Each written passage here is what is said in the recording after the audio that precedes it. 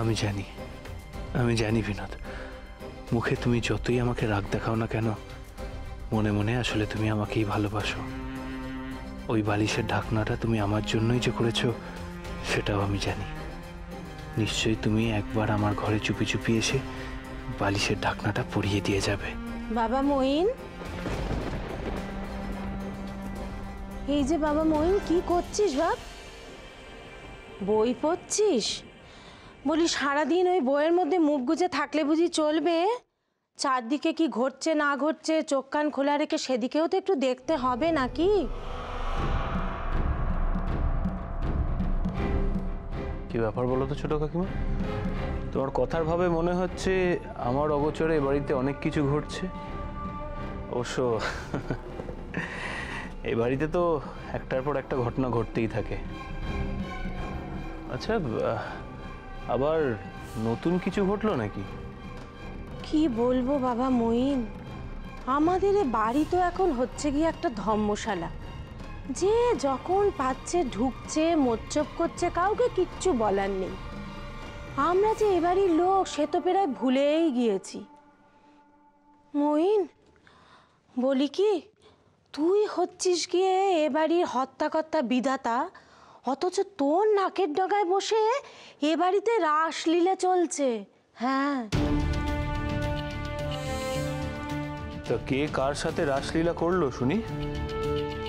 ওমা, তুই তো দেখছি একই বাড়িতে থেকে কোনো খোঁজ খবর রাখিস না মঈন। মঈন, আমি বেহারির কথা বলছি, বেহারি। তুই তো কোনো দিকে মাথা ঘামাস না, তাই তুই কিছু জানিসও নে। ওই বেহারির সাথে বর্দির পুষ্যি মেয়ের এখন গোপনে গোপনে রাসলীলা চলছে। কি কি করেছে বিহারি? সে কথা আমার মুখে আনতে ভারী লজ্জা করছে রে মঈন, কিন্তু কি করব বল বাছা, না বলেও যে উপায় নেই। এ বাড়িতে কত ছোট ছোট ছেলেপুলে, ছেলের বউয়েরা রয়েছে, তারা কি শিখবে বল দেখি।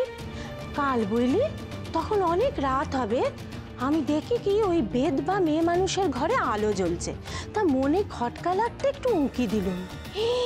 ছি ছি ছি ছি ছি, ওই উঁকি দেওয়াই না আমার কাল হয়েছিল। এখন ভাবছি কেন আমি মরতে উঁকিটা দিতে গেলাম। ছোট কাকিমা, কি দেখলে সেটা বলো না। যা দেখলুম বাবা, নিজের চোখকে আমার বিশ্বাস হচ্ছিল না। জানিস, বিহারি দেখি ওই ঘরে গিয়ে সেদিয়েছে।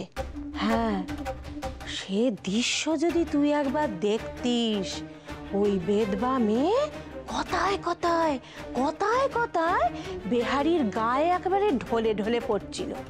তারপর দেখি কি জানিস, তার নিজের হাতে সেলাই করা একখানা বালিশের ঢাকনা নিয়ে সে বেহারিকে আবার উপহার দিলে, বুঝেছিস?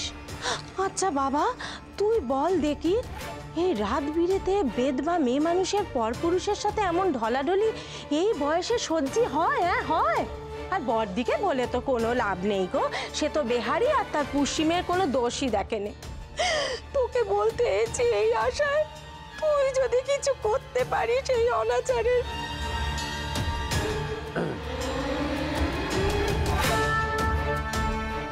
ও তাই এত লুকোচাপা? বাবা মঈন,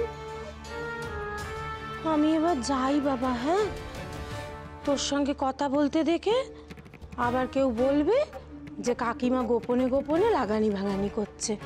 আমার যা দুঃখের কপাল, আমি যাই কেমন। এসো।